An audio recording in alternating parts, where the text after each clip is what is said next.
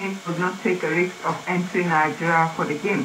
NFF spokesperson Ademola Olajire said Rwanda is not the first team to express fears, and it is natural for teams coming to play in West Africa to express such concerns.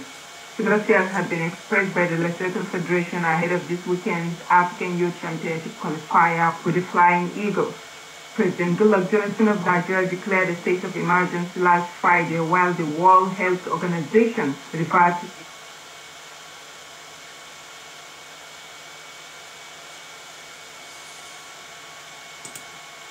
in West African states.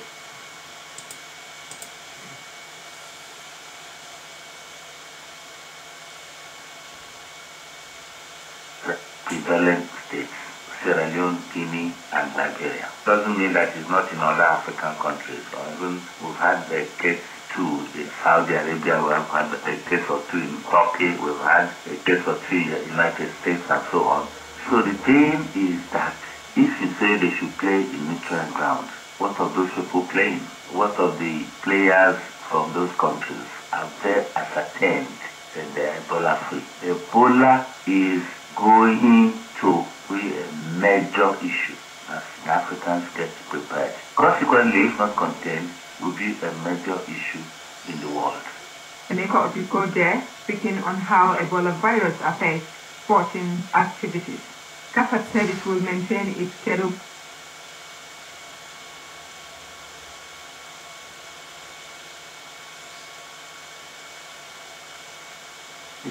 The Electoral Committee into the board of the Nigeria Football Federation has released names of qualified candidates for this month's election. Surprisingly, however, top contenders like former NFF President Aminu Megari, his vice, Mike Ume, former Secretary General of the Federation, Taiwo Ogunjobi, and ex-international Segun Odegbami are among those the committee said did not meet up the requirements.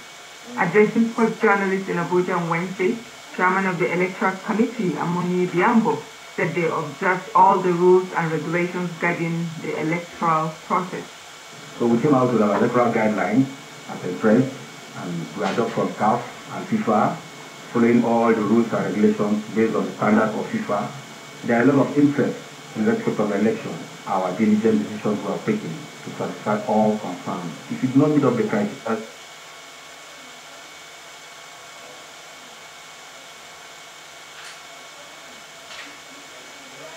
by the powers that be, Amoni Biambo responded thus. This committee is an independent committee of its own, and that's why we have a separate office from the glass house so that the high and mighty do not make us to play their script. But we say somebody is independent, he's autonomous. You give the body a leverage to be an independent-minded person so that we don't play your script. Authorities handling the investigation into the death of a New York racetrack driver who died over the weekend said the investigation will last for at least 2 weeks. NASCAR driver Tony Stewart bumped into Kevin Ward during a sprint car race in New York, after which Ward got out of his car and went into the middle of the track, pointing at the three-time NASCAR champion Stewart, whose car then struck the 20-year-old driver, killing him.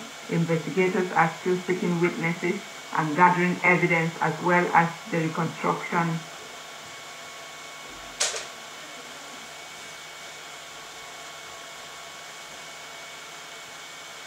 team on Tuesday, bringing to an end the sale involving former owner Donald Sterling, who was banned for life over his comments.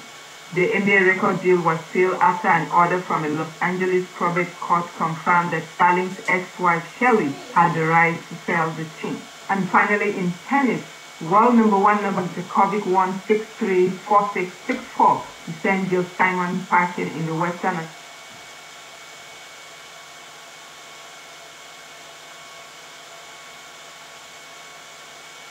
and 6-4 in his opener. And that's all the package we have for you on Sports Desk. Thanks for listening. I am Nake Origin. Thank you, Nake. Well, 60 Minutes has progressed to the point where we take you back in time on this day in history. Today in history, in 1892, United States Black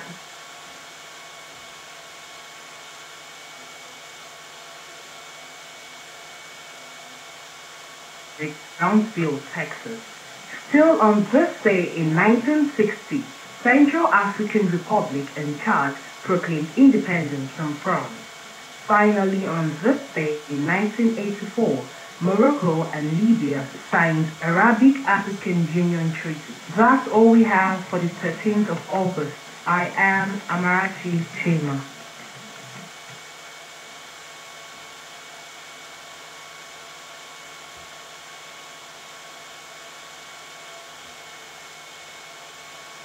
He who trades sand will be paid with stones. It means that whatever a man sows, that he will reap. Some words of wisdom from the African continent there. If you have any contributions from wherever you may be in the world towards our African Proverb Corner, please write to us on our Twitter handle, www.twitter.com/VoiceOfNiger.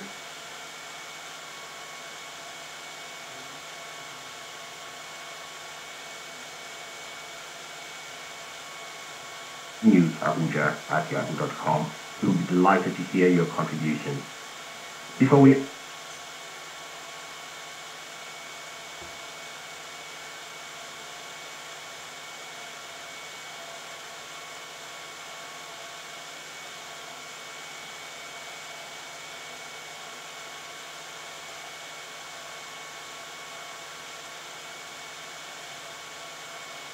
after a 1-month recess.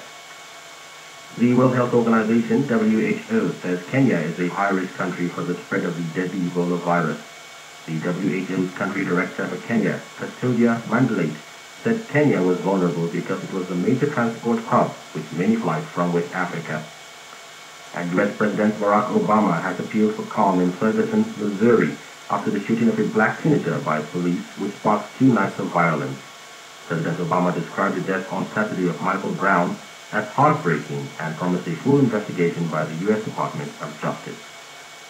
And with those main points, we end this edition of 60 Minutes. On behalf of the producer, Kalu, I am Okatahi Odia.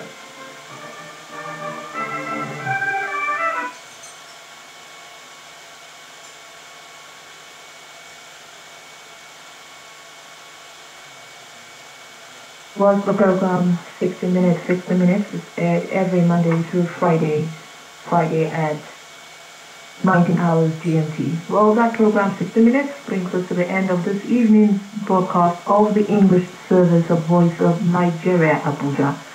And I'll be handing over now to the full-day service for continuation of broadcast of programs. I am Amaka Liam. Thank you.